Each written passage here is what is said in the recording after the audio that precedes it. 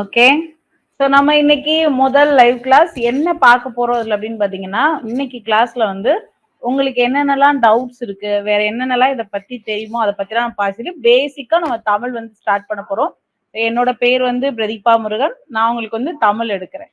Okay. So உங்களுக்கு என்னென்ன doubt இருக்கு, எப்படி ப்ரிப்பேர் பண்றீங்க எல்லாத்தையுமே நீங்க இந்த லைவ் கிளாஸ்ல கேட்கலாம், பேசலாம். இந்த கிளாஸே உங்க கூட டிஸ்கஸ் பண்ணதான். ஓகேயா. நான் வந்து 2022ல கேட்ட ஒரு எஸ்ஐ கொஸ்டின் பேப்பர் தான் நான் இதில் உங்களுக்கு காமிக்கிறேன். ஸோ அதில் உங்களுக்கு ஆல்ரெடி தெரியும் எவ்வளோ மார்க் என்ன ஏது எல்லாமே தெரியும். நானும் ஓவராலாக சொல்கிறேன், உங்களுக்கு ஏதாவது டவுட் இருந்தால் கேளுங்க. ஓகேயா. ரைட். அப்போ இதில் 22ல கேட்ட கொஸ்டின் பேப்பர் தான் இது.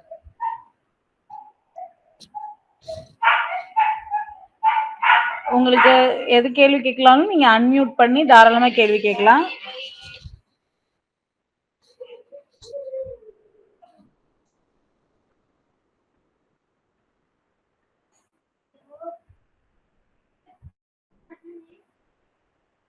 ஸோ நம்மளுக்கு தெரியும் ஃபர்ஸ்ட் எடுத்தோன்னா நம்மளுக்கு ஜென்ரல் நாலேஜ்னா அப்படின்னா என்னென்னலாம் இருக்குன்னு உங்களுக்கு தெரியும் இல்லையா?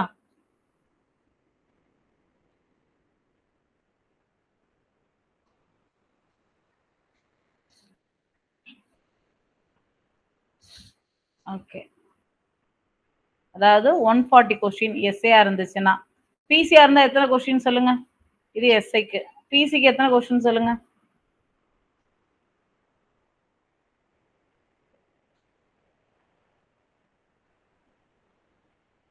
Good good Aravind good. 70 question. ஓகேயா. ஸோ அப்போ இதை எப்படி பிரிப்பாங்க அப்படின்னு பார்த்தீங்கன்னா 70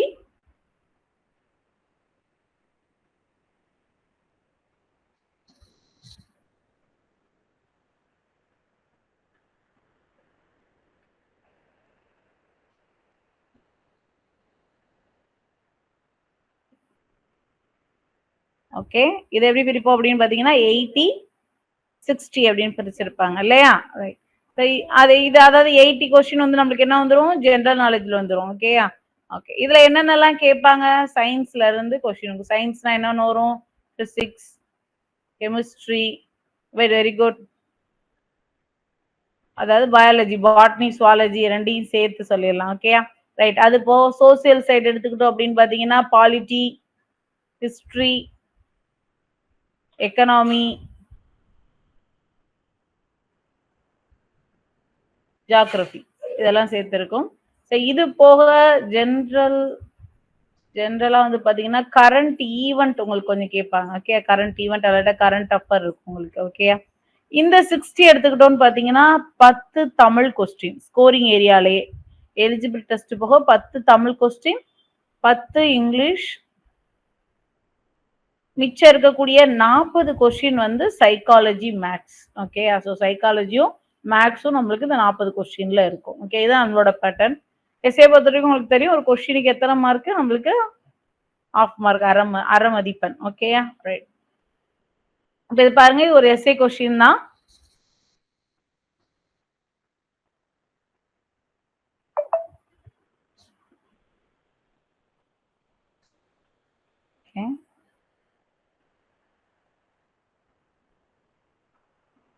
இப்போ நம்மளுக்கு பார்த்தீங்க அப்படின்னோம்னா இந்த நீங்க முதல்ல எப்பயுமே என்ன பண்ணணும் அப்படின்னு பார்த்தீங்கன்னா கொஸ்டின் பேப்பர் அனலைஸ் பண்ணணும். அப்படியே கொஸ்டின் பேப்பர் கேட்பாங்களான்னு கேட்டா கிடையாது. கொஸ்டின் பேப்பர் அனலைஸ் பண்ணும்போது நம்மளுக்கு என்ன கிடைக்கும் அப்படின்னோம்னா படிக்கிறதுக்கு ஒரு ஐடியா கிடைக்கும் நம்மளுக்கு. எப்பயுமே வந்து நம்ம வந்து நம்மளோட நாலேஜுக்கு ஏற்ற மாதிரி படிக்கணும். அப்ப முதல்ல நம்ம இந்த ஃபீல்ட்ல நம்மளோட நாலேஜை நம்ம அதிகப்படுத்திக்கணும்.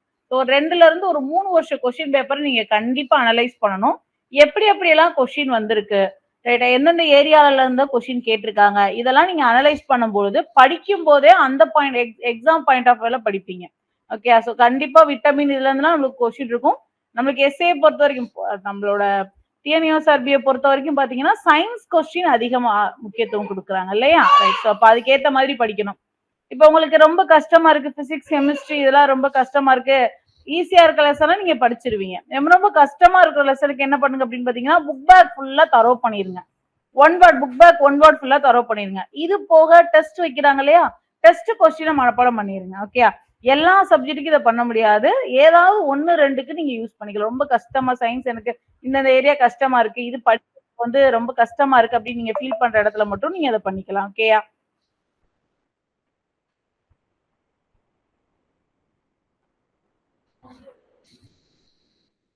நம்மளுக்கு இதுல வந்து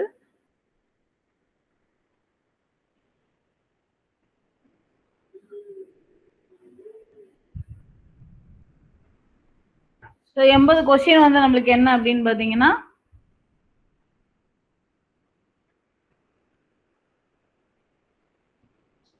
ஜெனரல் நாலேஜ்ல இருந்து கேட்டுருவாங்க. ஸோ இந்த 80 கொஸ்டினும் நம்மளுக்கு எப்படி இருக்கும், பொதுவா எப்படி இருக்கும் அப்படின்னு பார்த்தீங்கன்னா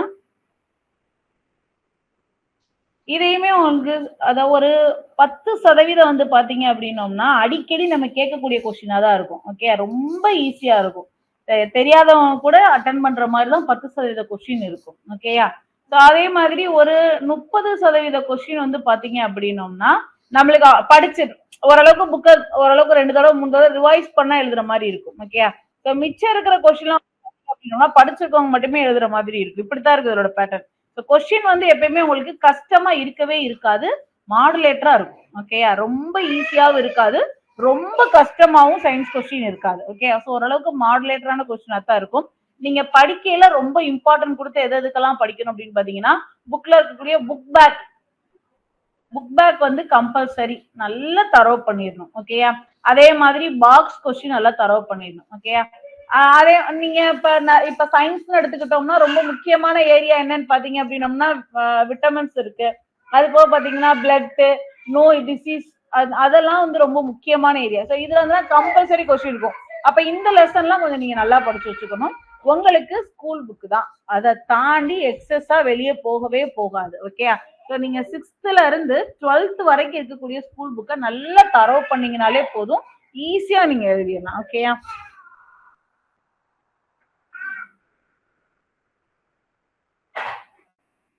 அடுத்து நம்மளுக்கு சைக்காலஜி. முதல்ல பாருங்க 10 இங்கிலீஷ் கொஸ்டின் இருக்கு பாருங்க, 90 வரைக்கும் இங்கிலீஷ் கொஸ்டின் தான். ஸோ இங்கிலீஷ் பொறுத்த வரைக்கும் உங்களுக்கு நிறைய அவங்களோட ஃபேக்கல்ட்டியே வந்து நிறைய அதை பத்தின இதை உங்களுக்கு சொல்லுவாங்க. இது போக பாத்தீங்க அப்படின்னோம்னா ஒரு தடவைக்கு 2 தடவை நிதானமா வாசிச்சீங்கனாலே தமிழ் இங்கிலீஷ் கொஸ்டின் அடிச்சிடலாம். ஓகே, பொறுமையா வாசிக்கணும். ஓகே, ரொம்ப பொறுமையா வாசிச்சோம்னா டைம் முடிஞ்சிடும். இல்ல கொஞ்சம் நம்ம வந்து அது என்ன கொடுத்துருக்காங்கன்றத நிதானமா வாசிச்சீங்கனாலே இங்கிலீஷ்ல நீங்க கொஸ்டின் அடிச்சிடலாம். ஓகே, அடுத்து தமிழ் கொஸ்டின் பாருங்க, 91ல இருந்து 100 வரைக்கும் தமிழ் கொஸ்டின் கொடுத்திருக்காங்க நம்மளுக்கு. சரி, இதுல என்ன மாடல்ல என்ன பேட்டர்ன் நம்மளுக்கு கொடுத்திருக்காங்கன்னு பாத்தீங்கன்னாலே உங்களுக்கு தெரியும். இது வந்து ஸ்கோரிங் ஏரியா. இந்த 10 தமிழ் கொஸ்டின் வந்து பாத்தீங்கன்னா நம்மளுக்கு ஸ்கோரிங் ஏரியால வரும். அப்ப 10மே நம்மளுக்கு மதிப்பெண் பெறக்கூடிய பகுதி, ரொம்ப முக்கியமான பகுதி. தமிழ்ல 10க்கு 10 தாராளமாக அடிக்க முடியும். ஏன்னா இந்த பேட்டர்ன் நம்மளுக்கு எப்படி இருக்குன்னு பாத்தீங்க அப்படின்னோம்னா ஃபர்ஸ்ட் என்ன கொடுத்துருவாங்க பாத்தீங்கன்னா இலக்கண குறிப்புல இருக்கலாம். என்னென்னலாம் அந்த ஸ்கோரிங் ஏரியால நீங்க படிக்க வேண்டிய ஏரியா அப்படின்னு பாத்தீங்கன்னா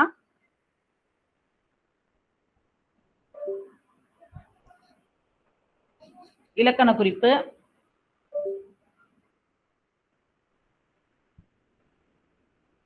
இலக்கண குறிப்பு, அறிஞ்சொல் பொருள், அதாவது என்னன்னா சொல்லும் பொருளும் படிக்கணும்.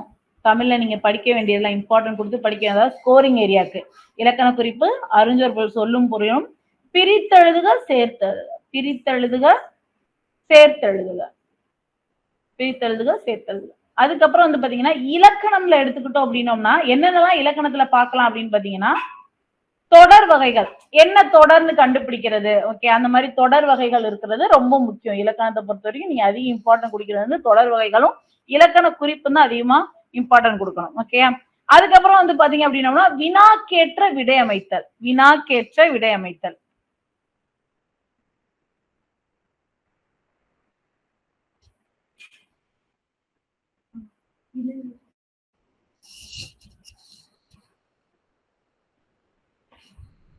விடைக்கேற்ற வினா அமைத்தல். அதுக்கப்புறம் பாத்தீங்க அப்படின்னோம்னா சந்திப்பிழை, வினைக்கேற்ற வினா அமைத்தல், சந்திப்பிழை அறிதல். சொற்கள் மாறி மாறி இருக்கும், அப்ப சொற்றொடரை ஒழுங்குபடுத்துதல், மாறி மாறி இருக்க சொல்ல வந்து இல்ல திருக்குறள்ல லைனை வந்து மாத்தி மாத்தி அந்த சீரை மாத்தி மாத்தி கொடுத்திருப்பாங்க, நம்ம கண்டுபிடிக்கணும்.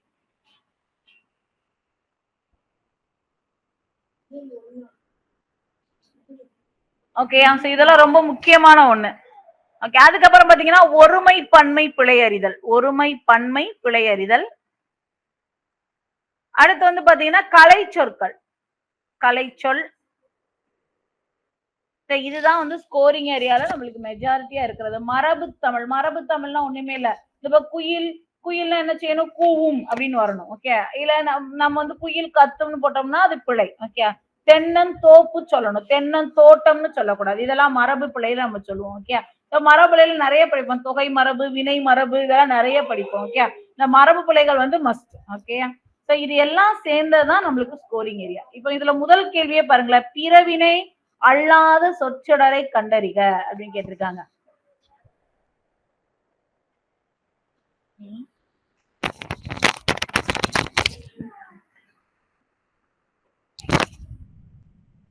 இப்ப பிறவினை அப்படின்னோம்னா என்னது? தன்வினை, பிறவினை அப்படின்னா என்ன சொல்லுங்க? தன்வினை, பிறவினை அப்படின்னா என்ன சொல்லுங்க? அதே மாதிரி படிக்கும் பொழுது நீங்க என்ன படிச்சீங்கன்னாலும் சரி, நிதானமா புரிஞ்சு படிங்க. ஒன்ஸ் படிச்சிட்டீங்கன்னா அடுத்து மறக்கவே கூடாது. அந்த மாதிரி நிதானமா படிங்க.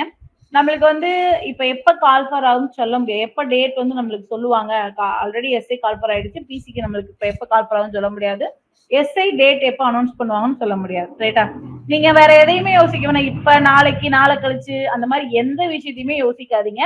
நம்மளோட ஒரே குறிக்கோள் வந்து நம்ம வேலைக்கு போகணும். அவ்வளவுதான். அதை தவிர வேற எதை பத்தியுமே நீங்க யோசிக்கவும் வேணாம், ஃபீல் பண்ண வேணாம். நம்மளுக்கானது கரெக்டா அமையும். தள்ளி போறது கூட ஒரு வீல நம்ம நல்லா ஸ்ட்ராங் ஆறது கூட இருக்கலாம். அப்படி நீங்க பாசிட்டிவா எடுத்துக்கிட்டு அதே மாதிரி குறிப்பாக இந்த ஃபீல்ட பொறுத்த வரைக்கும் உங்களை நீங்க எப்பயுமே பாசிட்டிவா வச்சுக்கோங்க. ஓகேயா? ஒரு சின்ன நெகட்டிவ் தாட்டை கூட உங்களுக்குள்ள நீங்க அனுமதிக்காதீங்க. இதுல எப்பயுமே ஒரு மாதிரி மைண்ட் ஸ்ட்ரெஸ் இருந்துகிட்டே இருக்கும். நீங்க அதை பத்திலாம் யோசிக்காதீங்க. எல்லாமே வந்து ஒரே விஷயம் தான். நம்ம வேலைக்கு போறதுக்கு தான். அவ்வளவுதான். அதுதான் திரும்பி திரும்பி உங்க மைண்ட்ல ஓடிட்டே இருக்கணும்.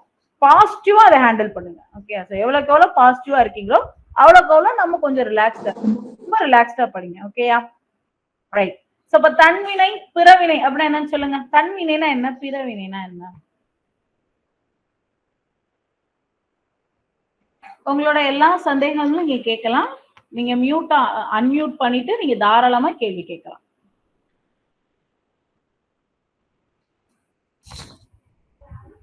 ஓகே. தன்வினை அப்படின்னோம்னா என்னது? ஒரு செயலை ஒரு எழுவாய், அத எழுவாய், பயனிலை அப்படிலாம் சொல்லுவாங்க. எழுவாய்னா ஒண்ணுமே இல்லை. அந்த தொடர்ல இடம்பெற இருக்கக்கூடிய பெயர் சொல்லத்தான் எழுவாய் சொல்றாங்க. இப்ப கண்ணன் வந்தான். சில கண்ணன்றது என்னது? பெயர் சொல். அதுதான் எழுவாய். வந்தான் அப்படின்றது என்னது? செயல். அது வந்து வினைச்சொல். அப்படி அது பயனிலை அப்படின்னு சொல்லுவோம். ஓகே. அவ்வளவுதான். அப்போ ஒரு தொடர்ல இடம்பெறக்கூடிய பெயர் சொல்லுதான் எழுவாய். அப்ப எழுவாய் அதோட வேலைய அதுவே செஞ்சுச்சு அப்படின்னோம்னா அது தன்வினை. ஓகேயா? இப்ப ஃபார் எக்ஸாம்பிள் நான் படித்தேன். அப்ப நான் தான் படிக்கிறேன். நான் என் வேலையை செய்யறேன். இது வந்து தன்வினை. அப்ப பிறவினைனா என்னன்னா ஒரு வேலையை செய்ய வச்சாங்கன்னா அது பிறவினை. ஓகேயா? அப்ப என்ன வரணும்? நான் படிப்பித்தேன். இன்னொருத்தவங்களுக்கு அந்த வேலையை செய்ய வைக்கிறேன். அப்ப அது பிறவினை. அவ்வளவுதான். நான் கற்றேன். தன்வினை. நான் கற்பித்தேன். அப்ப அது என்ன வரணும்? பிறவினையா வரணும். ஓகேயா? ரைட்.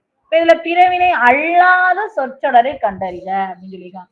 இப்ப நம்ம என்ன பண்ணுவோம் அப்படின்னு பாத்தீங்கன்னா மெஜாரிட்டி நம்ம பண்ணக்கூடிய ரொம்ப பெரிய மிஸ்டேக் என்னன்னு பாத்தீங்கன்னா இந்த கொஸ்டின் மிஸ்டேக் தான். கேள்வியை சரியா கவனிக்கவே மாட்டோம். இந்த பிறவினை பார்த்தவனே டக்குன்னு ஃபர்ஸ்ட் ஆப்ஷனை சூஸ் பண்ணிடுவோம். ஏன்னா நம்மளுக்கு அந்த பதட்டத்துல டைம் இருக்காது. நம்ம வேகமா எழுதணுன்ற பதட்டத்துல இது கண்டிப்பா நடக்கும். இப்ப இதை தவிர்க்கணும்னா கம்பல்சரி நீங்க டெஸ்ட் கண்டிப்பா அட்டன் பண்ணணும். ஓகேயா? டெஸ்ட் திரும்பி திரும்பி எழுததான் இந்த கொஸ்டின்ல ஏற்படக்கூடிய பிழைகளை நீங்க சரி செய்ய முடியும். ஓகேயா? இப்ப பிறவினை அல்லாதது எது பிறவினை இல்லையோ அதை நம்ம செய்யணும். ஓகே.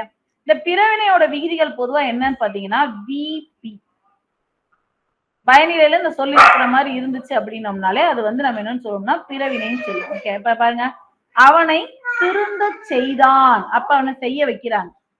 தன் மகனை நன்றாக படிக்க வைத்தார். அப்ப இந்த வேலையை அவ செய்ய வைக்கிறாங்க. ஓகே. தந்தை மகனை நன்றாக படிக்க வைத்தார். பள்ளிக்கு புத்தகங்களை வருவித்தார். அப்ப இது எல்லாமே என்னது? செய்ய வைக்கிறோம். பாருங்க, அவன் திருந்தினான். அவன் செஞ்சிருக்கான். அப்ப இது மட்டும்தான் என்னது? தன்வினை. அவன் அந்த வேலையை செஞ்சிருக்கான். தன்வினை. ஓகே. இவ்வளவுதான். கொஸ்டினை எந்த அளவுக்கு நம்ம வாசிச்சு எடுக்கிறோமோ அந்த அளவுக்கு நம்மளால ஈஸியா புரிஞ்சுக்க முடியும். நல்லா நிதானமா வாசிங்கனாலே புரிஞ்சுக்கலாம். ஓகே. இப்ப அடுத்து பாருங்க, இலக்கண குறிப்பு கேட்டிருக்காங்க. குடுகுடு, சலசல இதெல்லாம் வந்து என்ன வரணும்? இரட்டை கிளவிகள்ல வரணும். ஓகே. ஆமா தானே? இப்ப இரட்டை கிளவினா என்னது? இரட்டை கிளவினா என்னது? பிரிக்க முடியாது. ஓகே. அடுக்கு தொடர்னா பிரிக்கலாம். ஓகே, இப்ப பாம்பு பாம்பு பாம்பு அப்படின்னு நான் சொல்றேன். பாம்பு பாம்பு பாம்பு அப்படின்னு சொல்றேன். பாம்பு பாம்பு பாம்பு அப்படின்னு சொல்றேன். ஓகே, அப்ப இது வந்து என்னது? அடுக்கு தொடர், பிரிக்க முடியுது. இப்ப குடுகுடு இது பிரிச்சா பொருள் தராது. சலசல பிரிச்சா பொருள் தராது. ஓகேயா, ரைட். அப்ப இது வந்து என்ன சொல்றோம்? இரட்டை கிளவின்னு சொல்றோம். இந்த அடுக்கு தொடர் வந்து பாத்தீங்கன்னா 2ல இருந்து 4 முறை அடிக்க வரும். அடுக்கு தொடர் எதுல இருந்து எத்தனை முறை அடிக்க வரும்? 2ல இருந்து 4 முறை அடிக்க வரும். ஆனா இரட்டை கிளவி 2 முறை மட்டும்தான் அடிக்க வரும்.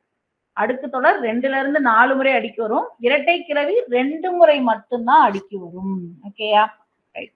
அதே மாதிரி பாத்தீங்க அப்படின்னோம்னா இது வந்து எதெல்லாம் வரும் அப்படின்னு பாத்தீங்கன்னா விரைவு, வெகுளி.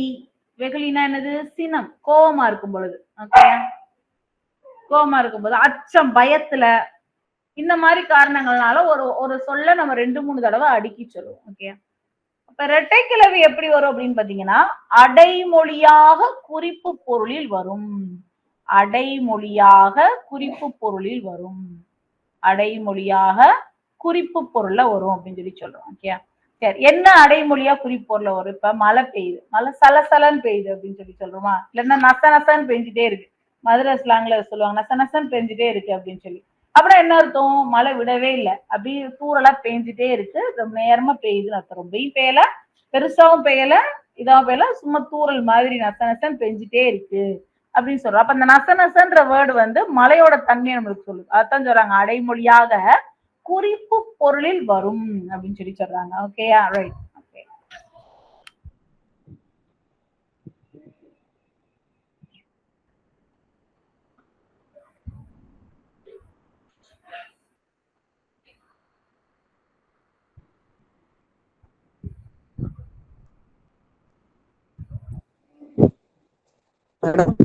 சொல்லுங்க. தன்வினைக்கும் செய்வினைக்கும் கொஞ்சம் டிஃபரன்ஸ் சொல்லுங்க மேடம். தன்வினை செய்வினை, அதாவது பொதுவாவே பாத்தீங்க அப்படின்னோம்னா இதுல எப்பயுமே எல்லாருக்குமே இந்த குழப்பம் இருக்கும். ஓகே, ரெண்டுமே கிட்டத்தட்ட ஒரே மாதிரியே இருக்கும். இப்ப நம்ம செய்வினை என்ன சொன்னோம்னா செய்பவரை முதன்மைப்படுத்தக்கூடிய வினை வந்து செய்வினை அப்படின்னு சொல்லி சொல்லுவோம்.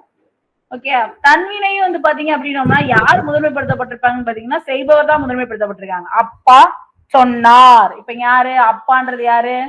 செய்பவர். ஓகேயா, அவர் முதன்மைப்படுத்தப்பட்டிருக்காங்க, அதனால அதை செய்வினைன்னு சொல்றோம். ஓகே, சின்னதா என்னன்னா இந்த இரண்டாம் வேற்றுமை உறுப்பு ஐ இருக்கு இல்லையா, ஐ வெளிப்படையாவோ மறைமுகமாகவோ வந்துச்சு அப்படின்னோம்னா அதை செய்வினையா எடுத்துக்கலாம். 60% ஒர்க் அவுட் ஆகும், 100% ஒர்க் அவுட் ஆகாது. ஓகேயா, ஃபார் எக்ஸாம்பிள் இப்ப வந்து என்ன சொல்லலாம்? திருவள்ளுவர் திருக்குறளை இயற்றினார். இப்ப ஐ வெளிப்படையா இருக்கா? திருவள்ளுவர் திருக்குறளை இயற்றினார். ஓகே, இப்ப இது என்ன வரணும்? இது வந்து செய்வினையில வரும். ஓகேயா, நான் கற்றேன். இப்ப இது எது வரணும்? நான் படித்தேன், கற்றேன். இது எதுல சொல்லலாம்? தன்வினையில சொல்லலாம். ஓகேயா, இப்ப இந்த மாதிரி ஒரு எழுவாய் பயனிலையே டைரக்டா கொண்டு முடியுது, செயல செய்யற மாதிரி வைக்குது அப்படின்னோம்னா நம்ம என்ன வாக்கியம் சொல்லுவோம்னா தன்வினை வாக்கியம் அப்படின்னு சொல்லுவோம். ஓகே, செய்பவர் முதன்மைப்படுத்தப்பட்டாங்க அப்படின்னோம்னா அதை வந்து செய்வினை வாக்கியம் அப்படின்னு சொல்லுவோம். ஓகே, அதுக்கு எக்ஸாம்பிள் நம்ம என்ன சொல்லலாம்? ஐ அப்படின்ற வேற்றுமை உறுப்பு வெளிப்படையாவோ மறைஞ்சோ வர மாதிரி இருந்துச்சு அப்படின்னோம்னா அதை நம்ம வந்து செய்வினை சொல்லலாம். இது போக செய்வினைன்னு கண்டுபிடிக்கிறதுக்கு இன்னொன்னு என்ன அப்படி பண்ணலாம் பாத்தீங்கன்னா செய்வினையா செயற்பாட்டு வினையா மாத்த முடிஞ்சிச்சு அப்படின்னோம்னா அது செய்வினை வைக்க மாட்டேங்குது. இப்ப ஃபார் எக்ஸாம்பிள் திருக்குறள் திருவள்ளுவரால் இயற்றப்பட்டது அப்படின்னு செயற்பாட்டு வினையா மாத்த முடியுதா? அப்ப இந்த வாக்கியத்தை நம்ம என்ன எடுத்துக்கலாம்னா செய்வினை வாக்கியம் எடுத்துக்கலாம். இது போக மைனூட்டா கண்டுபிடிக்கிறது கஷ்டம். ஓகேயா, நம்ம சொல்லுங்க. ஸ்கிரீன் தெரியலையா? யாருக்குமே தெரியலையா?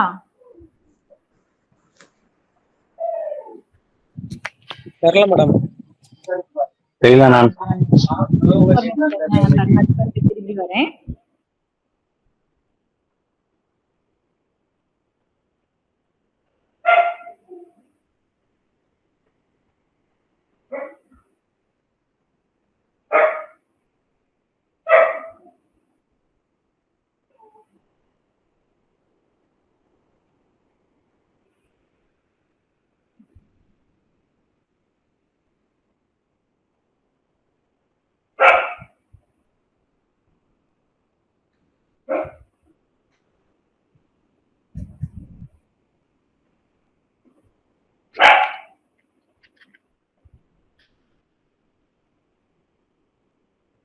ஓகே, இப்ப ஸ்கிரீன் தெரியுதா? ஆமா. ஓகே, தெரியுதா? Okay, right. அப்ப இரண்டாம் வேற்றுமை உறுப்பு ஐ வெளிப்படையா வரக்கூடிய இடங்கள்ல, வெளிப்படையாவோ மறைஞ்சோ வரக்கூடிய இடமா இருந்துச்சுன்னா அதை செய்வினை எடுத்துக்கலாம். இல்ல அந்த வாக்கியத்தை செயற்பாட்டு வினையா மாத்த முடிஞ்சாலும் அதை செய்வினையா எடுத்துக்கலாம். ஓகே, இப்ப நான் கற்றேன் இருக்கு. இப்ப இந்த வாக்கியத்தை ஐ வந்து வெளிப்படையா இருக்கா? இல்ல. ஓகே, அப்ப இது வந்து என்ன வாக்கியம்? தன்வினை வாக்கியம் தான். அதாவது இது வந்து 80% தான் ஒர்க் அவுட் ஆகும் இந்த ரெண்டுதுமே. சில இதை வந்து நம்ம மைனூட்டா கண்டுபிடிக்கிறது கொஞ்சம் கஷ்டம் தான். தன்வினை செய்வினை கண்டுபிடிக்கிறது கொஞ்சம் கஷ்டம் தான். மேக்சிமம் நம்ம என்ன பண்ணிக்கலாம்னா புக்ல இருக்கக்கூடிய எடுத்துக்காட்டுகளை நீங்க நல்லா படிச்சுக்கோங்க. செய்வினைக்குரிய எடுத்துக்காட்டுகள், அதே மாதிரி தன்வினைக்குரிய எடுத்துக்காட்டுகளை நீங்க கொஞ்சம் நல்லா படிச்சுக்கோங்க. Okay, right.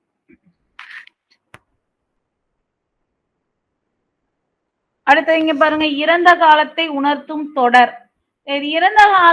இறந்த கால இடைநிலைகள் என்னென்னு சொல்லுங்க எனக்கு. இறந்த கால இடைநிலைகள்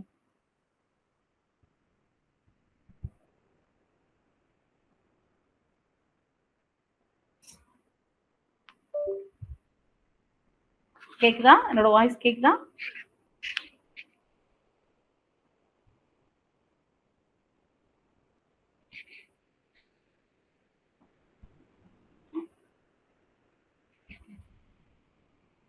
இறந்த கால இடைநிலைகள் என்னது? கிறு கின்று ஆண் இன்று வந்து என்ன இடைநிலைகள்? கிறு கின்று.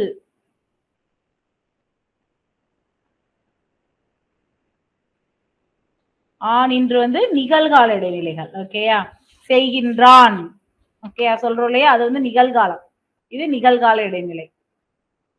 இறந்த கால இடைநிலை இத்து இட்டு இரு இன், இது இறந்த கால இடைநிலைகள். இறந்த கால இடைநிலை. இப் இவ் இதோட இக்கையும் சேர்த்துக்கோங்க. இது வந்து எதிர்கால இடைநிலை. எதிர்கால இடைநிலை. ஓகேயா? அல் ஆ இதெல்லாம் வந்து எதிர்மறை இடைநிலைகள். எதிர்மறை இடைநிலை. அதெல்லாம் வந்து என்ன இடைநிலை வரலாம் நம்மளுக்கு? எதிர்மறை இடைநிலைகள்ல வரும். ஓகே, அல் ஆ வந்து அது எதிர்மறை இடைநிலைகள்ல வரும்.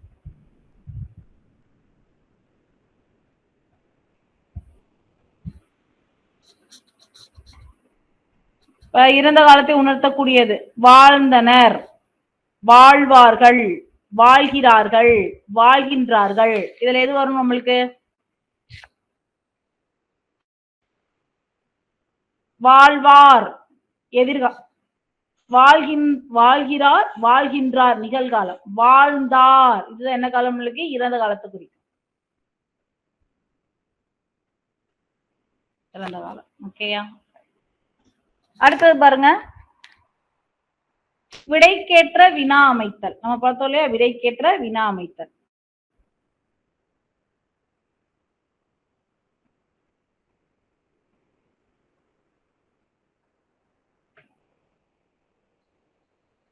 இயல்பினும் விதியினும் நின்ற உயிர் முன் க ச த ப மிகும் அப்படின்னு கொடுத்திருக்காங்க. இது வந்து என்னன்னு பாத்தீங்கன்னா வல்லின மிகுமிடங்கள் மிகா இடங்கள்ல நம்மளுக்கு கொடுத்திருக்காங்க. ஓகேயா? அப்ப என்ன கொஸ்டின் வருதுக்கு? இயல்பினும் விதியினும் நின்ற உயிர் முன் எவை மிகும் வருமா? இயல்பினும் விதியினும் நின்ற மெய் முன் எவை மிகும்? உயிர் முன் மிகா, உயிர்ப்பின் மிகா என்ன வரணும்? நம்மளுக்கு கொஸ்டின் பார்த்தோன்னே தெரியுது ஈஸியா. எவை மிகும் அதான் வரணும் இல்லையா? நன்றி அறிதல். நன்றி கூட்டல் அறிதல். பாருங்க, இந்த நன்றி கடைசி என்ன இருக்கு? இர் கூட்டல் ஈ இருக்கா? ரீ. அதானே, ரீ எப்படி பிரிப்போம்? இர் கூட்டல் ஈ. இதை என்ன மொழின்னு சொல்லுவோம்? இதை நிலை மொழின்னு சொல்லுவோம். என்ன மொழின்னு சொல்லுவீங்கன்னு பாத்தீங்கன்னா வருமொழின்னு சொல்லுவீங்க. இந்த சொல் வந்து நிலைமொழி, இந்த சொல் வந்து வருமொழி அப்படின்னு சொல்லுவாங்க. ஓகேயா? ரைட். அப்ப நிலைமொழியோட இறுதியாக என்ன எழுத்து இருக்குன்னு பாருங்க? ஈ உயிரெழுத்து இருக்கு. வருமொழி முதலாக என்ன எழுத்து இருக்கு பாருங்க? உயிரெழுத்து இருக்கு. இப்படி ரெண்டு உயிரெழுத்துக்கள் வந்து சேராது. ரைட்டா? எப்பயுமே ரெண்டு உயிரெழுத்துக்கள் இருந்துச்சுன்னா என்ன செய்யாது? அது சேராது. அப்ப சேர்க்கிறதுக்கு அங்க ஒரு மெய்யை நம்ம போடணும். அந்த மெய் தான் என்னன்னு பாத்தீங்கன்னா உடன்படுமை, இல்லைன்னா உடம்படுமை அப்படின்னு சொல்லி சொல்லுவோம். ஓகே, உடம்படுமை எத்தனை இருக்கும் பாத்தீங்கன்னா ஒன்னு ஈ இல்லாட்டினா இவ். இந்த ரெண்டை தான் போடுவோம். உடம்படுமைன்னு சொல்லி எதை போடுறோம்? ஈ அல்லது இவ் போடுறோம். ஈ எங்கெல்லாம் போடுவோம்னு பாத்தீங்கன்னா ஈ சவுண்ட்லயே வரணும். அதாவது ஈ ஈ ஐ. நிலைமொழி இறுதியாக ஐ இருந்துச்சு அப்படின்னோம்னா அங்க ஈயன்னா போடணும். வேற எந்த உயிரெழுத்து இருந்தாலும் இவ்வன்னா போட்டுக்கலாம். ஏன்னா இருந்துச்சுன்னா ஈயும் போட்டுக்கலாம் இவ்வும் போட்டுக்கலாம். ஓகேயா? என்ன சொல்றாங்க அப்படின்னு பாத்தீங்கன்னா ஐ வழி எவ்வும் ஏனை உயிர்வரின் வவ்வும் ஏவும் இருமையும் வரும் அப்படின்னு சொல்றாங்க. ஓகேயா? ரைட். அப்ப இங்க என்ன இருக்கு? எனக்கு ஈயன்னா இருக்கு. அப்ப நான் என்ன உடம்படுமை போடணும்? ஈ போடணும். அப்ப எப்படி எழுதுவோம் அப்படின்னு பாத்தீங்கன்னா நன்றி கூட்டல் ஈ கூட்டல் அறிதல். ஈ கூட்டல் ஆ யா நன்றி அறிதல் அப்படின்னு வரணும். இது ஈஸியா சொல்லி பார்த்தாலே எடுத்துடலாம். நன்றி கூட்டல் அறிதல் நன்றி அறிதல். எங்கெங்கெல்லாம் உங்களுக்கு சொல்லி பார்க்க முடியலையோ அப்ப சொல்லி பார்த்து சரியா வரலைன்னு உங்களுக்கு தோணுதோ அந்த இடத்துல நீங்க இந்த விதியை பயன்படுத்தணும். இப்ப இங்க பாருங்க நன்றி கூட்டல் அறிதல் இருக்கு. அப்ப இது வராது. நன்று கூட்டல் அறிதல் இருக்கு வராது. ஓகேயா? நன்றி கூட்டல் அறிதல் இருந்தாதான் வரும். அப்ப என்ன ஆன்சர் வரும் நம்மளுக்கு? இங்க பி தான் வரணும். ஓகேயா? விதி தெரியும்னு பிரித்தல்களுக்கோ சேர்த்தல்களுக்கோ நம்ம விதியை அதிகமா அந்த விதிக்குள்ளே போயிடக்கூடாது. ஞாபகத்துல வச்சுக்கோங்க. விதி தெரிஞ்சுக்கோங்க. சில இடங்கள்ல டைரக்டா விதியாவே கேட்கலாம். உங்களுக்கு எங்க ஆன்சர் எடுக்க முடியலையோ அங்க மட்டும் நீங்க என்ன பண்ணலாம்? விதிய சூஸ் பண்ணி விதிய நீங்க நல்லா யோசிச்சு எழுதுனீங்கன்னா போதுமானது. ஓகேயா? இப்ப அடுத்து ஒரு பிரித்தல் தான் கொடுத்திருக்காங்க பாருங்க.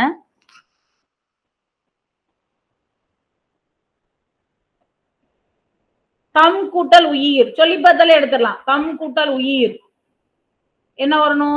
நான் என்ன விதின்னு நான் உங்களுக்கு சொல்றேன். இப்ப தம் கூட்டல் உயிர் என்ன வரும் அதை சொல்லுங்க முதல்ல. தம் கூட்டல் உயிர்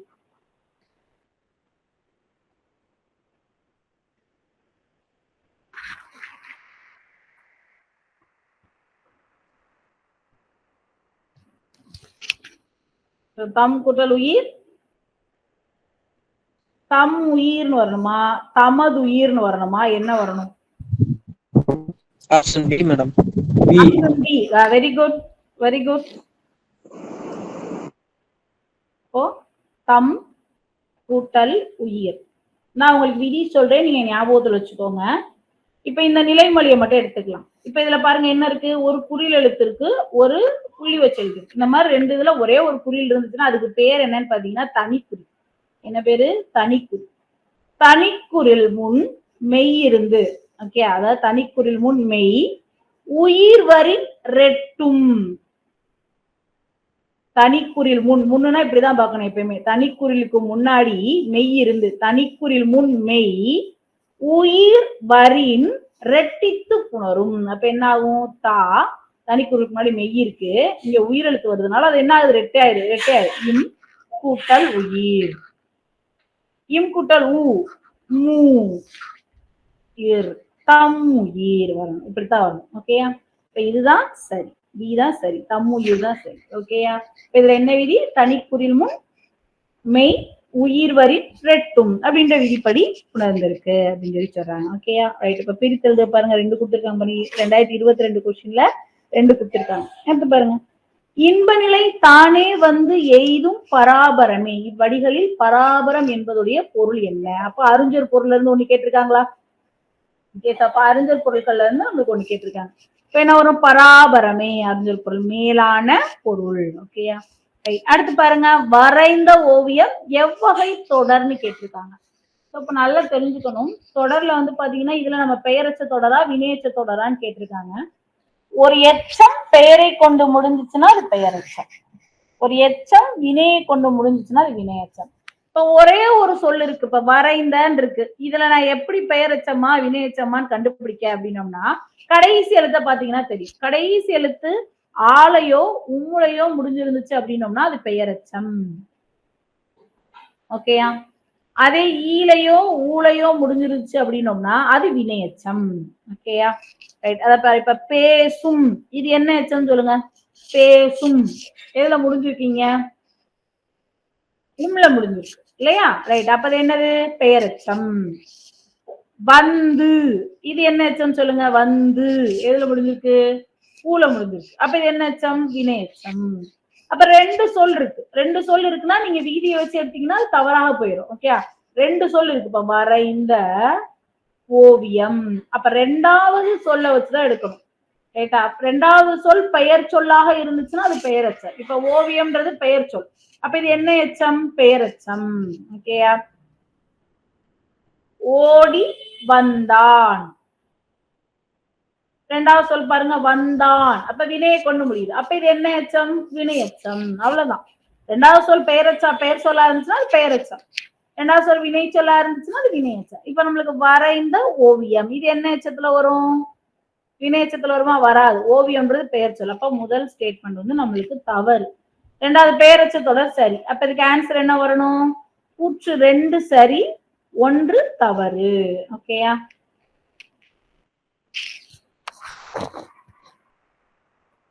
அடுத்து ஒரு எதிர்ச்சொல் கொடுத்திருக்காங்க பாருங்க. எதிர்ச்சொல்ல நீங்க நல்லா அறிஞ்சொல் பொருள் நல்லா படிச்சீங்கனாலே நீங்க ஈஸியா எழுதிடலாம். எளிது அப்படின்னா என்ன வரணும்? அரிது. அப்ப என்ன இங்க வரணும்? 2. ஈதல், ஈதல்னா கொடுக்கிறது. அப்ப என்ன செய்யறோம்? ஏற்றல். ஓகே, அப்ப 3.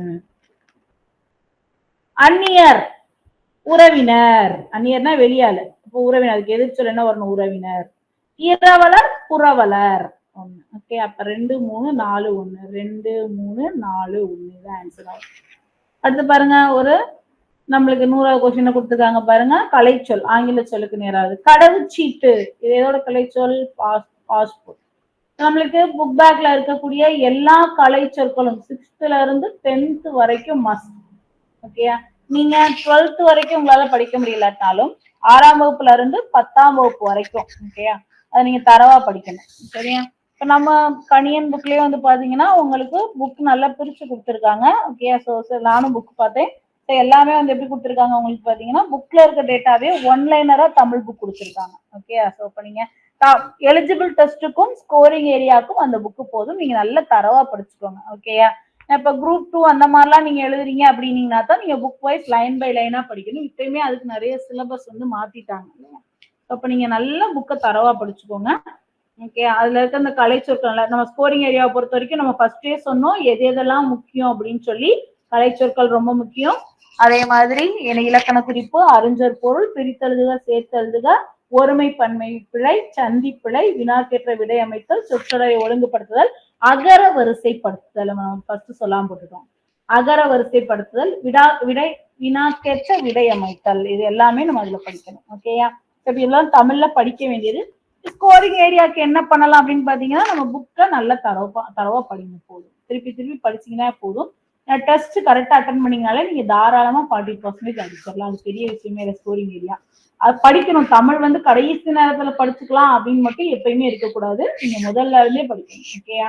ரைட். உங்களுக்கு வேற ஏதாவது டவுட் இருந்தா நீங்க கேட்கலாம்.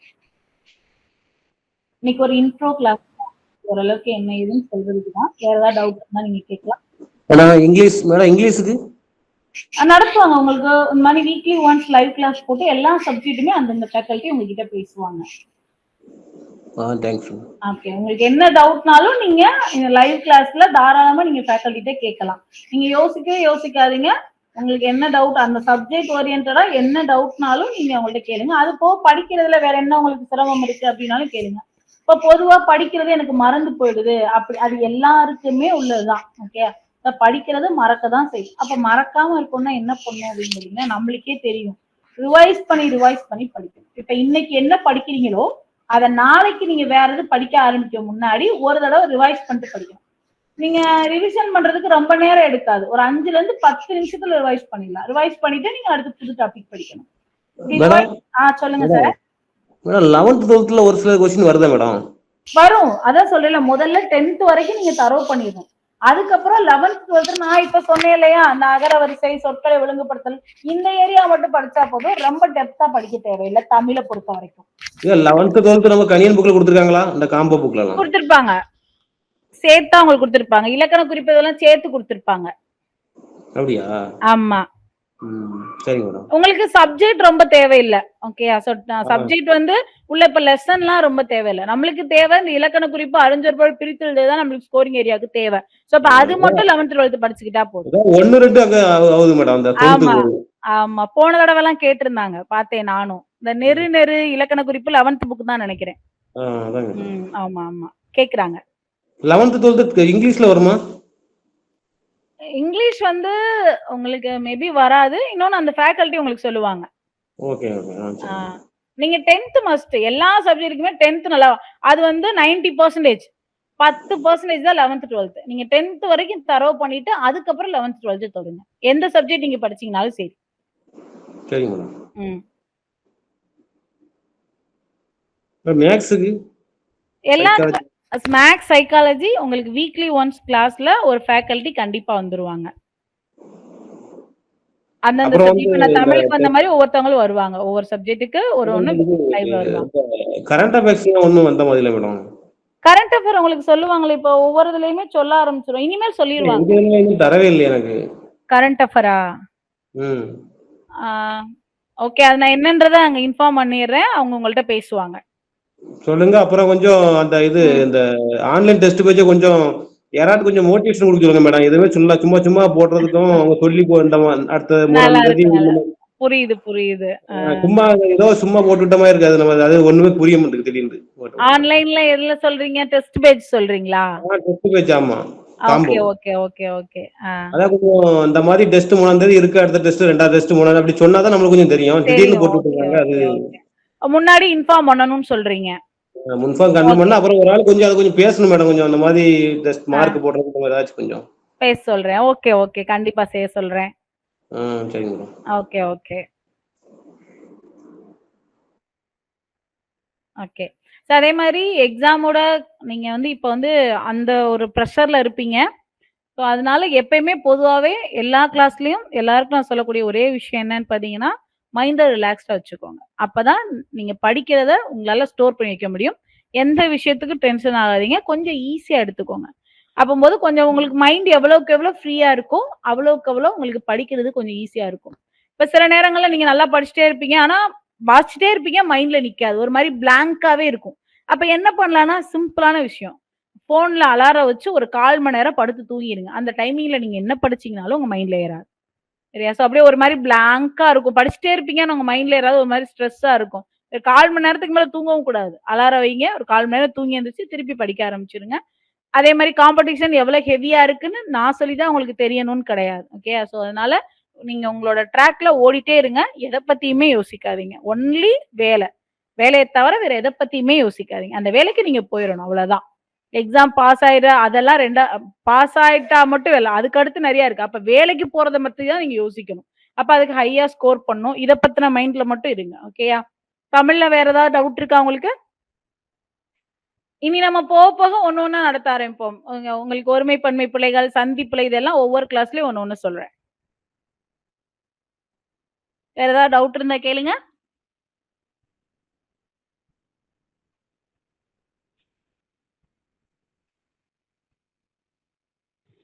மேடம் இந்த வேர்ச்சொல்ல இருந்து வினைமுற்று தருக ஆ. வினையாளனின் பெயர் அந்த மாதிரி அந்த டாபிக் எதுவும் சொல்லி கொடுங்க. ஆமா. அதுவும் சொல்லுவேன் கண்டிப்பா. உங்களுக்கு சிலபஸ் வைஸ் எல்லாமே சொல்லிருவேன். அடுத்த கிளாஸ்லயே மேக்ஸிமம் இந்த மாதிரி ஸ்கோரிங் ஏரியால இருக்கிறத பாதி முடிச்சுருவோம் நம்ம.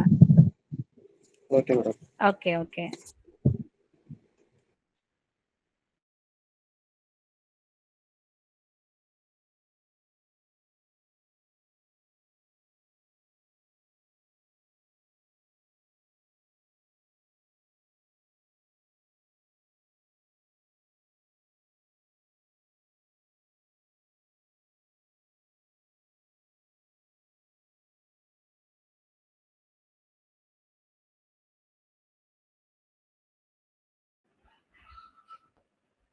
ஓகே. வேற ஏதாவது டவுட் இருக்கா? வேற எதுனாலும் நீங்க சொல்லுங்க. மேடம் இது டெஸ்ட் பரீட்சை எப்ப மேடம் வரும் தெரியுமா மேடம்? இல்ல அது வந்து எப்படின்னு சொன்னீங்கன்னா, வீக்லி இல்ல அது ஒன்ஸ் சிலபஸ் தெரியலங்க அங்க மேடம். அந்த இது டிபார்ட்மெண்ட் இந்த மாதிரி. அந்த என்ன அது வந்து எப்படின்னோம்னா, நம்ம அத கரெக்ட்டா கெஸ் பண்ணி சொல்ல முடியல. ஓகே. அது ஒண்ணு இருக்கு. இன்னொன்னு சிலபஸ் வைஸ் இதுதான் உங்களுக்கு. வேற எதுவும் மாற்றம்லாம் இல்லையே சிலபஸ்ல? டிபார்ட்மெண்ட்டுக்கு?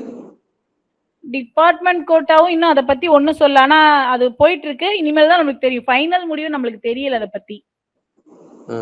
ம்.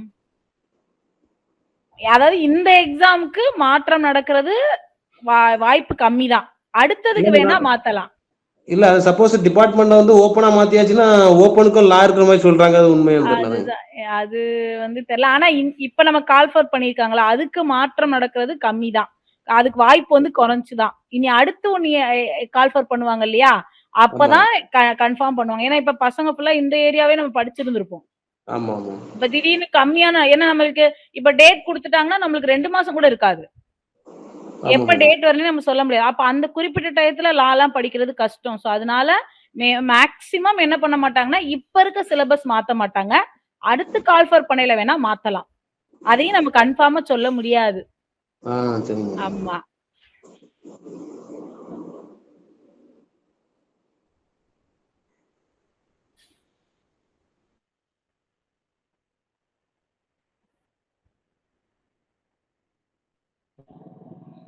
ஹலோ, அனைவருக்கும் வணக்கம். வாய்ஸ் கேக்குதா உங்களுக்கு? சார் கேக்குது சார். சரி ஓகே. ஸோ உங்களுக்கு வந்து ஆக்சுவலாக ஆன்லைன் ஸ்டூடெண்ட் எல்லாத்துக்குமே உங்களுக்கு இங்கே வந்து லைவ் கிளாஸ் இருக்கும். ஆனால் நீங்கள் இப்போ கம்மியாக வந்திருக்கீங்க. இன்னைக்கு ஃபர்ஸ்ட் கிளாஸ்னால் ஒன்றும் ப்ராப்ளம் இல்லை. நீ வரக்கூடிய டைம்ஸில் வந்து கொஞ்சம் ப்ராப்பராக வாங்க. ஏன்னா வந்து ஸ்கெடியூல் கொடுத்துருவாங்க என்ன கிளாஸ் நீங்கள் எல்லாரும் கேட்டீங்க ஆன்லைன் கிளாஸ். ஸோ அதனால் வந்து உங்களுக்கு வாரத்துக்கு ஒரு 3 நாள் கிளாஸஸ் இருக்கும். எல்லாரும் ப்ராப்பராக வர ட்ரை பண்ணுங்க. எந்த நாள் ஃபீட்பேக் கொடுங்க, ஓகேவா?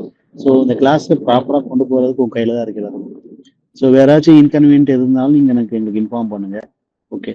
ஸோ வேற இப்போதைக்கு இந்த ஆப்ஸ் வந்து கொஞ்சம் ப்ராப்ளமாக இருக்குது. அந்த ஆப் நான் ஆல்ரெடி இன்ஃபார்ம் பண்ண இந்த மாதிரி அதில் நிறைய டிஃபால்ட் ஆகி இப்போ புதுசாக ஆப் ரெடி பண்ணிட்டு இருக்கோம். அதனால உங்களுக்கு அந்த ஓல்டு வீடியோஸ் ஃபுல்லாமே லிங்காக கொடுத்துருவோம். ப்ளஸ் இந்த உங்களுக்கு லைவ் கிளாஸும் வந்துடும். சில டிஃபிகல்ட்டிஸ் ஏதாச்சும் இருந்துச்சுன்னா நீங்கள் கண்டிப்பாக எங்களுக்கு ஷேர் பண்ணலாம். அண்ட் ஆல்சோ வந்து ப்ராப்பராக கொஞ்சம் கிளாஸ் ரன் பண்ணுங்கள். உங்களுக்கு என்னென்ன கிளாஸஸ் சொல்லி நீங்கள் அப்டேட் பண்ணுவீங்க உங்களுடைய குரூப்ஸில். அதனால் வந்து எல்லாரும் நல்லா படிங்க. All the best. படிங்க. தேங்க்யூ. ஓகே, ஸ்லைடு பண்ணுறோம். Thank you. Okay, thank you. So நீ கிளாஸ்ல வேற ஏதாவது உங்களுக்கு சொல்ல வேண்டியது இருக்கா?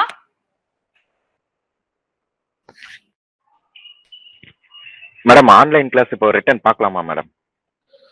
ஆன்லைன் கிளாஸ்னா இந்த கிளாஸ் சொல்றீங்களா? ஆமா மேடம், இந்த செக்ஷன். இது ரெக்கார்ட் பண்ணிருக்காங்களான்னு தெரியல, நான் கேட்டுக்கிறேன். இதை ஆக்சுவலாக ரெக்கார்ட் பண்ணியிருக்காங்க. பண்ணிக்கலாம். யூடியூப் உங்களுக்கு நான் போட்டு விட சொல்கிறேன். உங்களுக்கு லிங்க் போட சொல்கிறேன். Okay, thank you. நம்ம அடுத்த கிளாஸ்ல பார்க்கலாம். தேங்க்யூ.